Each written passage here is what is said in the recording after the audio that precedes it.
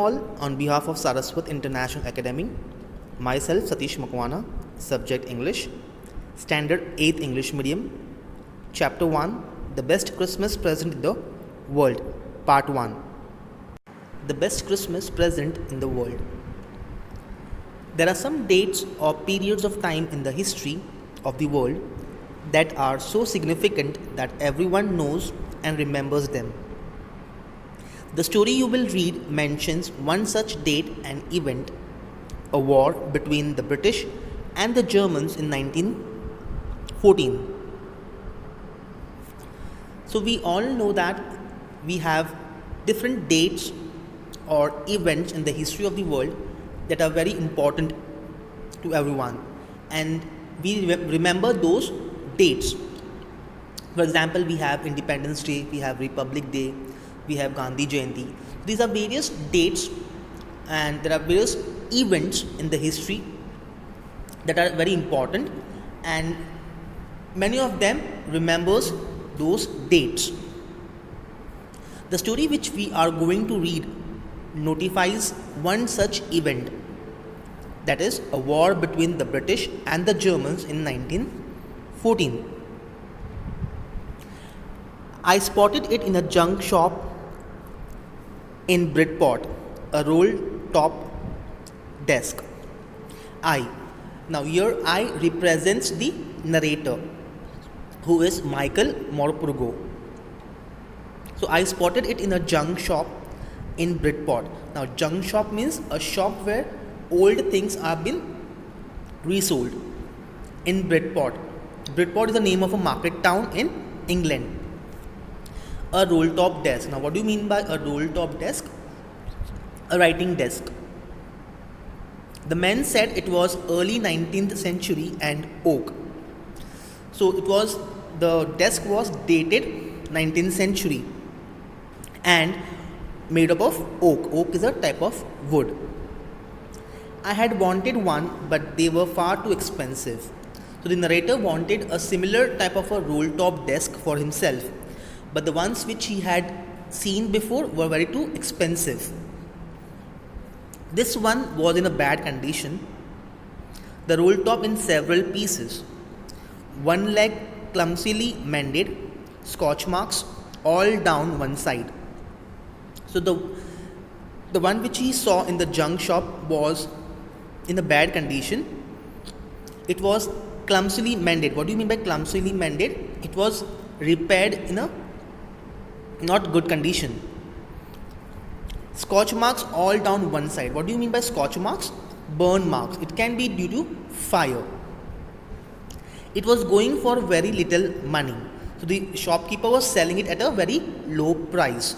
Was selling at a very low price. I thought I could restore it.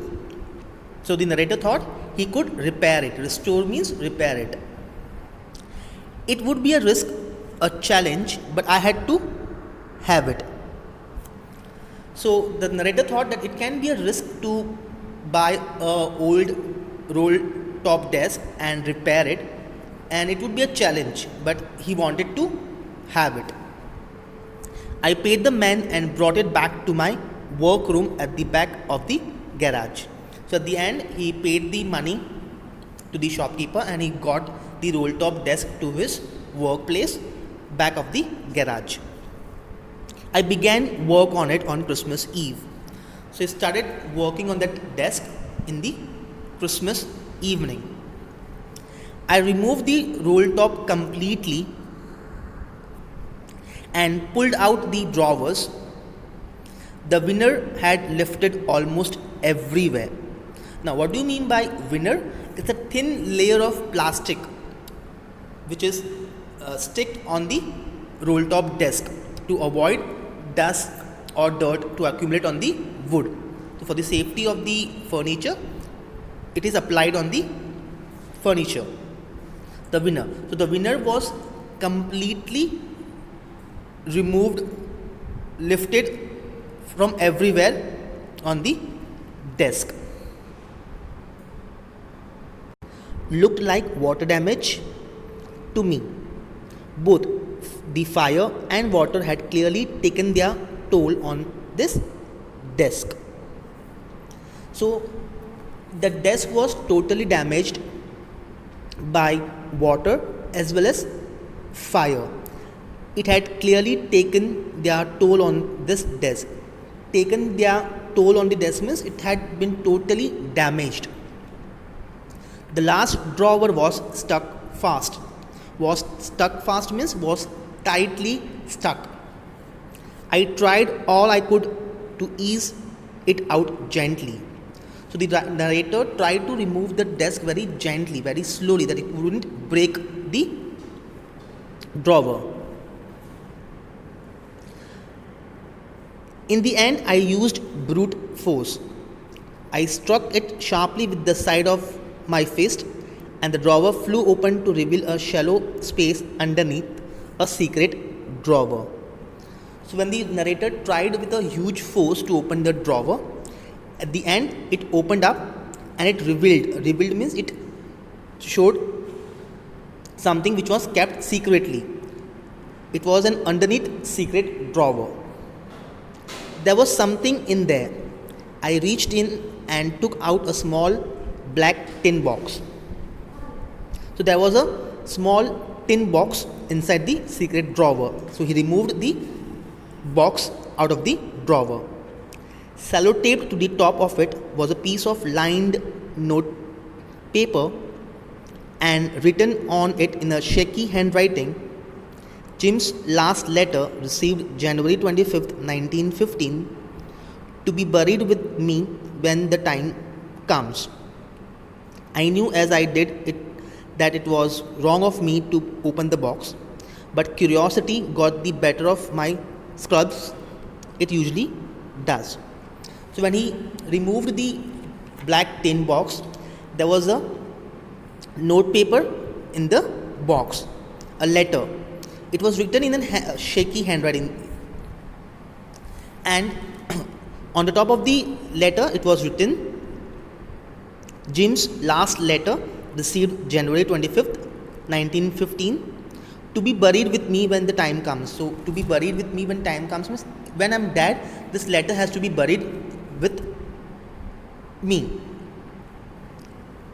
So the narrator thought very bad to open the box and to read the letter, but Sculpts usually does. But he was so hesitated to see what has been written inside the letter. Inside the box there was an envelope. The address read, Miss Jim Macpherson, 12 Copper Beeches, Bridport, Dorset. I took out the letter and unfolded it. Unfold means he opened the letter. It was written in pencil and dated at the top, December 26, 1914. So it was on Christmas Eve, and the address was mentioned on the envelope, Miss Jim Macpherson, 12 Copper Beeches, Bridport, that is in London, Dorset. And the narrator opened the letter. He unfolded it means he opened the letter, and it was written in pencil, and the date was December 26, 1914.